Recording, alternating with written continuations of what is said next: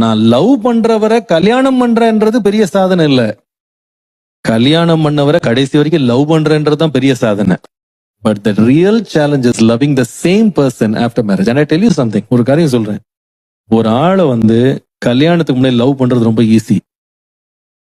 கல்யாணத்துக்கு அப்புறமா கட்ட மனைவிய கடைசி வரைக்கும் நேசிக்கிறது ரொம்ப ரொம்ப கஷ்டம். நீங்க உலகத்திலேயே பூரண ரூபவதியை பிடிச்சிட்டா கூட, ஒரு பழுதே இல்லாத ஒரு ஆளை பிடிச்சிட்டா கூட, நாம எல்லாருமே யாருன்னா விழுந்து போனவர்கள்ன்றத மறந்துடாதீங்க. Arranged marriage or love marriage பிரச்சனையே வராத குடும்பம் அப்படின்னு பாதன்றது ஒண்ணுமே கிடையாது.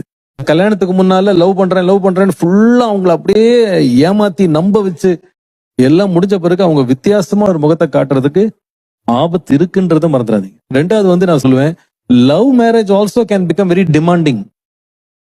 அதாவது இப்போ ஒரு தம்பி சொன்னாங்க, அதாவது லவ்ல வாங்குறதே கிடையாது, எல்லாம் கொடுக்கறது தான் அப்படின்னு சொன்னாங்க.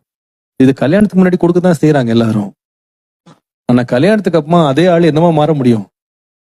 ஆமா, டிவோர்ஸும் கொடுக்குறாங்க, டிமாண்ட் பண்றாங்க, என்னென்னமோ கேக்குறாங்க இல்லையா? அப்போ அவங்க அதிர்ச்சி ஆயிடுறாங்க. இது என்ன, நீ அப்போ அன்னைக்கு வேற மாதிரி இருந்தீங்க, இப்போ வேற மாதிரி இருக்கிறீங்க. இது ரெண்டு பக்கம் நான் சொல்லுவேன், கேர்ள் அண்ட் பாய் ரெண்டு சைட்லயும் டிமாண்டிங்கா மாறுறாங்க. மேரேஜ் எல்லா கிறிஸ்டியன் மேரேஜும் லவ் மேரேஜா தான் இருக்கணும்னு சொன்னாங்க. அதோட உண்மையான அர்த்தம் என்னன்னு சொன்னா,